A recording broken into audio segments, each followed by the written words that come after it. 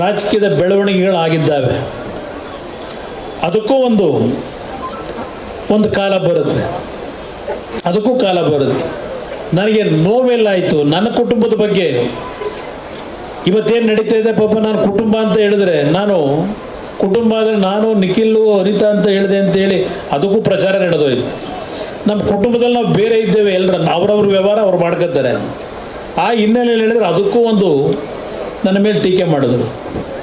ಆದರೆ ಇವತ್ತು ಹೇಳ್ತೇನೆ, ಈ ರಾಜ್ಯದ ಮುಖ್ಯಮಂತ್ರಿಗಳಿಗೆ, ಇವತ್ತು ಕಾಂಗ್ರೆಸ್ನ ನಾಯಕರಿಗೆ ಹೇಳ್ತೇನೆ, 82 ವರ್ಷದ ಯಡಿಯೂರಪ್ಪ ನಮ್ಮ ಕುಟುಂಬ ಮುಗಿಸ್ಬೇಕು ಅಂತ ಹೇಳಿ ಏನೇನು ಮಾಡ್ತೀವಿ ನಾವು, ಎದುರಿ ಪಲಾಯನವಾದ ಮಾಡಲ್ಲ. ಮಾಡಿದ್ರಿ ನಿಮ್ಮ ಉಪಯೋಗ ಪಡಿಸಿಕೊಂಡು ನಿಮ್ಮ ಮಂತ್ರಿಗಳು, ನಿಮ್ಮ ಪೊಲೀಸ್ ಅಧಿಕಾರಿಗಳನ್ನ ಯಾವ ರೀತಿ ನೀವು ದುರುಪಯೋಗ ಪಡಿಸ್ಕೊತಾ ಇದ್ದೀರಿ, ಅದೆಲ್ಲ ಒಂದು ಭಾಗ ಇರಲಿ, ಕಾನೂನು ತೀರ್ಮಾನ ಮಾಡಲಿ ಅದನ್ನು. ಆದರೆ ನನಗೆ ನೋವಾಗಿದ್ದು ನಿನ್ನೆ ದಿನ, ಈ ರಾಜ್ಯ 4 ಬಾರಿ ಮುಖ್ಯಮಂತ್ರಿಗಳಾಗಿ 82 ವರ್ಷದ ಯಡಿಯೂರಪ್ಪನವ್ರ ಬಗ್ಗೆ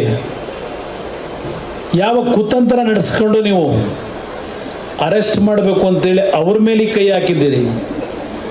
ದೇವೇಗೌಡರ ಕುಟುಂಬ ಮುಗಿಸಾಯಿತು, ಈಗ ಯಡಿಯೂರಪ್ಪ ಕುಟುಂಬನೂ ಮುಗಿಸೋಣ ಅಂತಕ್ಕಂಥದ್ದು ನಿಮ್ಮ ಈ ಕುತಂತ್ರ ಇದೆಯಲ್ಲ. ಮುಂದಿನ ದಿನ ಈ ರಾಜ್ಯದಲ್ಲಿ ಕಾಂಗ್ರೆಸ್ಸು ಸಂಪೂರ್ಣ ಸರ್ವನಾಶ ಆಗೋದನ್ನ ಯಾರು ತಪ್ಪಿಸ್ಲಿಕ್ಕೆ ಸಾಧ್ಯ ಇಲ್ಲ. ಅದು ಫೆಬ್ರವರಿ ತಿಂಗಳಿನಲ್ಲಿ ಕಂಪ್ಲೇಂಟ್ ಕೊಟ್ರಂತೆ. ಫೆಬ್ರವರಿ ತಿಂಗಳಿನಲ್ಲಿ ಆ ಕೇಸ್ನಲ್ಲಿ ಆ ರೀತಿ ಆಗಿದ್ರೆ ಈ 3 ತಿಂಗಳು ಯಾತಕ್ಕೆ ಅವ್ರನ್ನ ಟಚ್ ಮಾಡಲಿಲ್ಲ ನೀವು? 4 ತಿಂಗಳು ಯಾಕೆ ನೀವು ಟಚ್ ಮಾಡಲಿಲ್ಲ ಯಡಿಯೂರಪ್ಪನವ್ರನ್ನ? ಆ ಕೇಸ್ನಲ್ಲಿ ಯಾವುದೋ ನಮ್ಮ ಮುರುಘರಾಜೇಂದ್ರ ಒಂದು ಪ್ರಕರಣ ಆಯಿತು, 24 ಗಂಟೆಲಿ ಅರೆಸ್ಟ್ ಮಾಡಿದ್ರಿ. ಇಲ್ಲಿ ಯಾವುದೋ ಇದೆಂಥದ್ದು ಇದು ಅಂದ್ರಳ್ಳಿ ಅಂತೇಳಿ ಇಲ್ಲಿ ಯಾವುದೋ ಒಂದು ಪಾಪ ಅವ್ರು ಯಾರೋ ಸ್ವಾಮಿ ನನ್ನನ್ನೇನೋ ಒಂದು ಕರೆದೇನೋ ಪೂಜೆ ಮಾಡಿಸಿದ್ರು, ದೇವೇಗೌಡರನ್ನ ಕರೆದು ಅಲ್ಲೇನೋ ಒಂದು ಪೂಜೆ ಮಾಡಿದ್ರು ಅಂತೇಳಿ ಅವ್ರ ಮೇಲೆ ಅದು ಎಂಥದೋ ಒಂದು ಮತ್ತೆ ಅಲ್ಲೊಂದು ಪೋಸ್ಕೋನೋ ಮಾಡಿ ಪಾಪ ಅವ್ರನ್ನ ತಗೊಂಡೋಗಿ ಅಲ್ಲೆಲ್ಲೋ 3 ತಿಂಗಳಾಯ್ತು 4 ತಿಂಗಳಾಯ್ತು ಗೊತ್ತಿಲ್ಲ, ಅರೆಸ್ಟ್ ಮಾಡಿಟ್ಟು ಈ ಕೇಸನ್ನ ನೀವು ಟಚ್ ಮಾಡಿದೆ. ಈಗ ನೀವು ಯಡಿಯೂರಪ್ಪನವರ ಹೆಸರನ್ನ ತಂದು ನಾನ್ ಬೇರೆಬಲ್ ವಾರೆಂಟು ಅಂತ ಹೇಳಿ ಕೈ ಹಾಕಿದ್ದೀರಲ್ಲ, ನಿಮ್ದೊಂದು ಇಲಾಖೆನ ಇದು, ನಿಮ್ಮ ಸರ್ಕಾರನ ಇದು, ನಿಮ್ಮ ಕಾನೂನು. 4 ತಿಂಗಳಿಂದ ಏನು ಮಾಡ್ತಾ ಇದ್ರಿ? ಇವತ್ತು ನಿಮಗೆ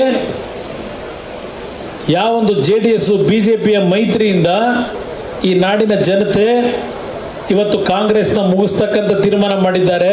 ಅವರು ತಿಳ್ಕೊಂಡಿದ್ದಾರೆ, ಕಾಂಗ್ರೆಸ್ನವರು 9 ಸೀಟ್ ಗೆದ್ದಿದ್ದೀವಿ ಅಂತೇಳಿ. ಆ 9 ಸೀಟು ಅವ್ರ ಶ್ರಮದಲ್ಲಿ ಗೆದ್ದಿದ್ದಲ್ಲ, ಅದು